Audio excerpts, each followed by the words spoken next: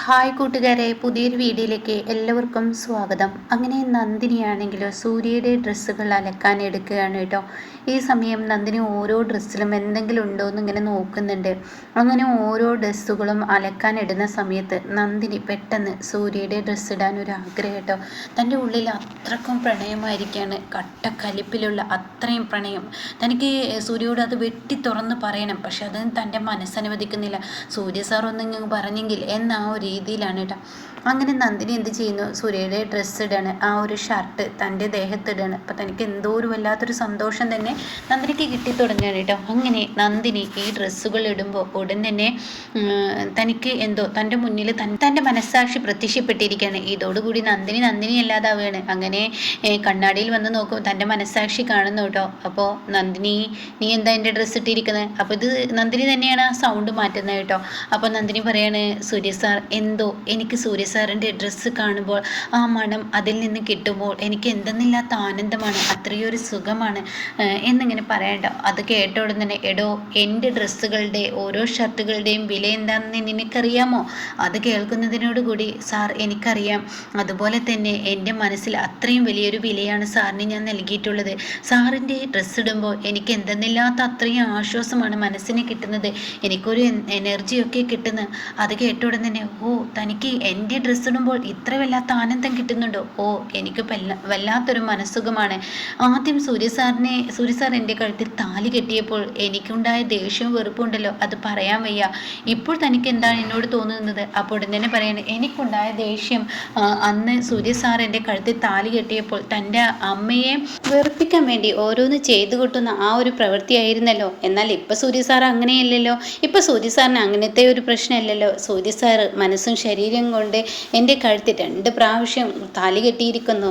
അതുമാത്രമല്ല, സൂര്യ സാറിന് ഞാനെന്ന് വെച്ച ജീവനാണ്. പക്ഷേ ആ ഈഗോ അത് സമ്മതിക്കുന്നില്ല. എന്നോട് ഇഷ്ടമാണെന്ന് തുറന്നു പറയാൻ സൂര്യ സാറിന് മടി. എന്നാൽ എനിക്കും അത് മടി തന്നെയാണ്. പക്ഷേ സാറില്ലാതെ എനിക്ക് പറ്റത്തില്ല. സാറിൻ്റെ ജീവിതത്തിൽ ഇപ്പോൾ ആരൊക്കെയോ എന്തൊക്കെയോ പോലെയാണ്, എൻ്റെ അവയവങ്ങൾ പോലെയാണ് എനിക്ക് സാറിൻ്റെ ജീവിതത്തിൽ വല്ലാത്തൊരു ഇടമാണ് സാറ് എൻ്റെ മനസ്സിൽ കൂടിയിരിക്കുന്നത്. സാറേ, ഞാനൊരു കാര്യം ചോദിക്കട്ടെ? സാർ എന്തിനാ എപ്പോഴും ഇങ്ങനെ വലിയൊരു ഗാംഭീര്യത്തോടു കൂടി നടക്കുന്നത്? സാറിന് എന്നെ ഇഷ്ടമാണെന്ന് തുറന്നു പറഞ്ഞൂടെ? അപ്പോൾ അത് കേട്ട ഉടൻ തന്നെ സൂര്യ കൂടെ കടന്നു വരുന്നുണ്ട് കേട്ടോ. അപ്പോൾ സൂര്യ കടന്നു വരുന്നതെന്ന് നന്ദിനിക്ക് അറിയില്ല. അപ്പോൾ ഈ സമയം നന്ദിനിയാണെങ്കിൽ ഡോറ് തുറന്നിട്ടിരിക്കുകയാണ്. അപ്പോൾ നന്ദിനിക്ക് തോന്നുകയാണ്, അയ്യോ അത് വേണ്ട, ഇനി മറ്റുള്ളവർ ആരെങ്കിലും കേട്ടാലോ. അപ്പോൾ എന്തായാലും കഥ കിടക്കട്ടെ എന്ന് പറഞ്ഞിട്ട് നന്ദി കഥ കിടക്കണം കേട്ടോ. പിന്നീടാണെങ്കിൽ സൂര്യ കടന്നു വരുന്നുണ്ട്. അപ്പോൾ സൂര്യ സാറേ, ഞാൻ എന്താ വിളിച്ചിട്ടും ഞാൻ ചോദിച്ചതിന് മറുപടി പറയാത്ത, എന്നോട് എന്താ ഇഷ്ടമാണെന്നുള്ള സത്യം സൂര്യ സാറ് തുറന്നു പറയാത്ത? അപ്പോൾ അത് കേൾക്കുന്നതിനോട് കൂടിയിട്ട് സൂര്യ, എന്താ ഇവള് പറയുന്നത്, എന്താ ഇവള് സംസാരിക്കുന്നത്, ആരോട് അവള് സംസാരിക്കുന്നത്? അപ്പോൾ ഉടൻ തന്നെ, അതെ ഇങ്ങനെ പെട്ടെന്ന് പറയേണ്ട കാര്യമൊന്നുമല്ലല്ലോ, അതിനൊക്കെ അതിൻ്റേതായ സമയമുണ്ട്. എന്ത് സമയമാണുള്ളത്? അപ്പോൾ സൂര്യ ഈ ഇഷ്ടത്തെക്കുറിച്ച് ചോദിക്കുന്നത് സൂര്യ കേട്ടിട്ടില്ല കേട്ടോ. ഇതിന് മറുപടി പറയുന്നത് സൂര്യ കേട്ടിരിക്കുന്നത്. അപ്പോൾ സൂര്യയുടെ സൗണ്ട്, ഇതെന്താ ഈശ്വര, എന്നെപ്പോലത്തെ ഒരു സൗണ്ടുള്ള ആൾ ഉള്ളിൽ നിന്ന് സംസാരിക്കുന്നു. അങ്ങനെ ഈ സമയം നന്ദിനി പറയാണ്, എന്നാൽ എൻ്റെ സാറിന് എന്നോട് പറഞ്ഞൂടെ, സാർ എൻ്റെ ജീവിതത്തിൽ എന്തൊക്കെ മാറ്റങ്ങളാണ് സാറ് തന്നിരിക്കുന്നത്? സാറിൻ്റെ കഴുത്തിൽ താലി കെട്ടിയപ്പോൾ എൻ്റെ ജീവിതം പിന്നീട് ഒന്നുമില്ല എന്ന് കരുതിയിരുന്ന ഞാൻ ഇന്നിപ്പോൾ എവിടേക്കോ എത്തിയതുപോലെ. സാർ എത്ര വലിയ ഉയരങ്ങളിലോട്ടാണ് എന്നെ പിടിച്ചു കയറ്റുന്നതെന്നറിയോ?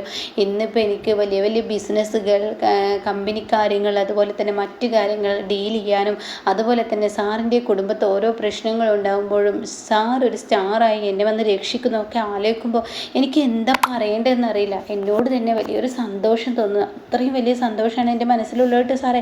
എന്തൊക്കെ പറഞ്ഞ് സംസാരം തുടരാണ് കേട്ടോ. അപ്പോൾ ഈ സമയം ഇവള് എന്തൊക്കെയാണ് പറയുന്നതെന്ന് പറഞ്ഞിട്ട് സൂര്യനെ എത്തി നോക്കാനായിട്ടാ. അങ്ങനെ സൂര്യ, ഇതിനുള്ളിൽ ആരാ, വേറെ സൂര്യ ഉണ്ടോ എന്ന് കരുതിയിട്ട് പതുകെ കഥക്ക് തുറക്കാനായിട്ട്. അപ്പോൾ കഥക്ക് തുറക്കുമ്പോൾ കാണാം നന്ദിനി തൻ്റെ ഷർട്ടിട്ട് നെഞ്ചോട് ചേർത്ത് പിടിച്ചിട്ട് ഇങ്ങനെ കണ്ണാടി നോക്കി സംസാരിക്കുന്ന കേട്ടോ. അപ്പോൾ നന്ദിനിയാണെങ്കിൽ, സാറൊന്ന് പറയും സാറേ, എന്നോടൊന്ന് പറയും, ഞാനൊരു പണി ചെയ്യാം, കണ്ണ് പൊത്താം, മുഖം പൊത്തിയാൽ സാർ എന്നോട് തുറന്ന് പറയുമോ? അപ്പോൾ ഉടൻ തന്നെ സൂര്യ പതിയെ കഥക് തുറന്ന് നന്ദിനിയുടെ പിറകിൽ നിൽക്കുന്നുണ്ട് കേട്ടോ. എന്താണ് ഞാൻ തന്നോട് തുറന്ന് പറയേണ്ടത്? അയ്യോ, ഞാൻ മിമിക്രി എടുക്കാതെ കണ്ട് എന്നോട് വേറെ ശബ്ദത്തിൽ ആരാ സംസാരിക്കുന്നത്? ഇതാരാ എന്ന് നന്ദിനി മുഖം പൊത്തി വീണ്ടും പറയുന്നു കേട്ടോ.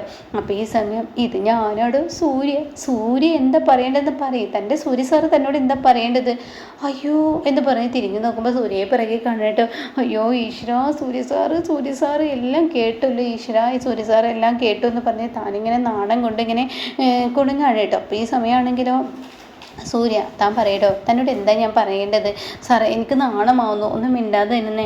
സാറേ എന്നാലും നീ ആവശ്യപ്പെടുന്നത് എന്താണെന്ന് എനിക്കറിയില്ലല്ലോ. എൻ്റെ ഷർട്ടും ഇട്ട് അതുപോലെ തന്നെ മിമിക്രിയും കളിച്ച് ഞാനായി നിന്ന് നീ എന്നോട് എന്തൊക്കെയോ ചോദ്യങ്ങൾ ചോദിക്കുന്നുണ്ട്. അതിൽ എന്തെല്ലാം ഉത്തരങ്ങളാണ് ഞാൻ പറയേണ്ടത്? ആ ചോദ്യങ്ങൾ ഇപ്പം നേരിട്ട് താൻ എന്നോട് ചോദിച്ചിടൂ, ഞാനതിന് കറക്റ്റ് വ്യക്തമായ ഉത്തരം പറയണം.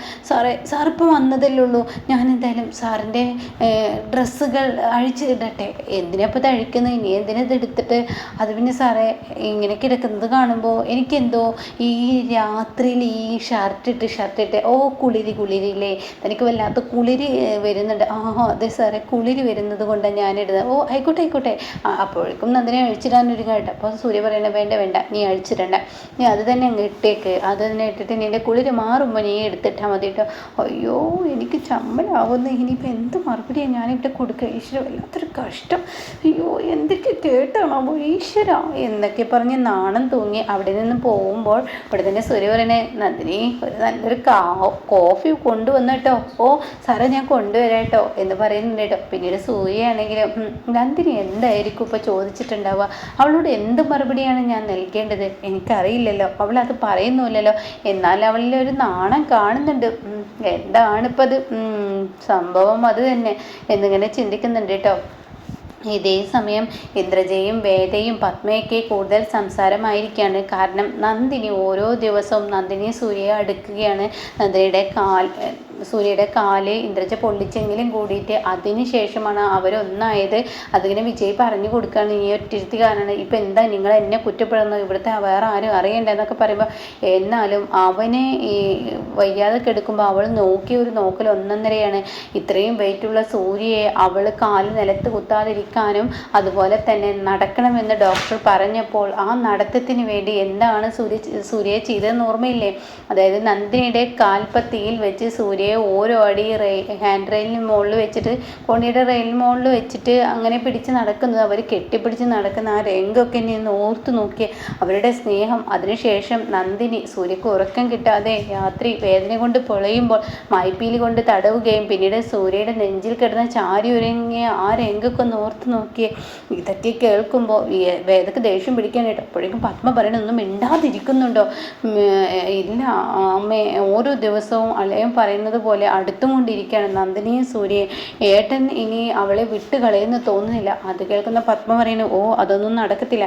എൻ്റെ മകളുടെ ജീവിതത്തിൽ അവൾ ഒരിക്കലും ഉണ്ടാവില്ല. അവളെ ഇവിടെ നിന്ന് പോകാനുള്ള എന്ത് പണിയും ഞാൻ എടുക്കും, അത് ഉറപ്പുള്ള കാര്യമാണ്. അപ്പോൾ ഇത് കേട്ട ഉടനെ ഇന്ദ്രജ പറയുന്നത്, അമ്മ ഒരുപാട് നാളായി ഇത് പറയുന്നത്, എന്ത് പണി എന്ന് പറഞ്ഞിട്ട് ഇപ്പോൾ അമ്മയുടെ CEO പോസ്റ്റിലോട്ട് അവൾ കയറി. ഇനി ഇതിനും മേലേക്കുള്ള പോസ്റ്റില്ല, അതും അമ്മയുടെ തട്ടിയെടുക്കുക അത്ര തന്നെ. ലാസ്റ്റ് കമ്പനി തന്നെ അവളുടെ പേരിലോട്ട് സൂര്യ എഴുതി കൊടുക്കുക. ഈ വീടും ഒക്കെ ഇരിക്കുന്നത് സൂര്യയുടെ പേരിലല്ല, അത് നമുക്കറിയാവുന്നതല്ലേ. അത് നന്ദിനിയുടെ പേരിലാക്കും. പിന്നീട് നന്ദിനി ഇപ്പോൾ ഇവിടെ ചെയ്യുന്നുണ്ടല്ലോ അടിമപ്പണി, അതായത് വേലക്കാരിയുടെ പണി. ആ വേലക്കാരി പണി ഇനി നമ്മൾ ചെയ്യേണ്ടി വരും. അത് ആലോചിക്കുകയാണ് കേട്ടോ വിജയ്. ഞാൻ ഈ വീട്ടിൽ രാജി ചെയ്യുന്നത് പോലെ ഓരോ ഭാഗങ്ങൾ അടിക്കുകയും തുടക്കുകയും പാല് കൊണ്ടുവരികയും എൻ്റെ ഭാര്യ അടുക്കളയിൽ ഇങ്ങനെ ഭക്ഷണം ഉണ്ടാക്കി എനിക്ക് ചായ കൊണ്ട് സംഭവം കാണുമ്പോൾ ഒരു സുഖമുണ്ട്. ഞാനിവിടുത്തെ വേലക്കാരനായിട്ടാണെങ്കിലും എൻ്റെ ഭാര്യ എനിക്കൊരു ചായ കൊണ്ടുവന്ന് തരുമല്ലോ എന്നൊക്കെ ഇങ്ങനെ വിജയ് ചിന്തിക്കുന്നുണ്ട് കേട്ടോ. അത് ഓർത്ത് ഇങ്ങനെ ചിരിക്കുമ്പോൾ, എന്താ നിങ്ങളിവിടെ കാര്യപ്പെട്ട കാര്യം സംസാരിക്കുമ്പോൾ നിങ്ങൾ ഇത്ര തമാശ പറയുന്നത് ചിരിക്കുന്നതെന്ന് പറയണ്ടോ? ഓ ഞാൻ ഈ നന്ദിനി ഈ വീട്ടിലെ ഉടമസ്ഥയായി കഴിഞ്ഞാൽ നമ്മളൊക്കെ ഈ വീട്ടിലെ അടുക്കളക്കാരിയും വേലക്കാരിയൊക്കെ ആയി നിൽക്കുന്ന ആ ഒരു രംഗം ആലോചിച്ചതാ. ഇത് കേൾക്കുന്ന പത്മ, അയ്യോ ഈ ഫ്ലവർ പൂജ എടുത്ത് ഇവൻ്റെ താലമണ്ടൊക്കെ ഞാൻ എറിയും ഇന്ദ്രജയ്ക്ക്. ഇവനെന്ന വ്യക്തിയെ നമുക്ക് മുന്നിൽ സംസാരത്തിൽ കൊണ്ടുവരരുത്.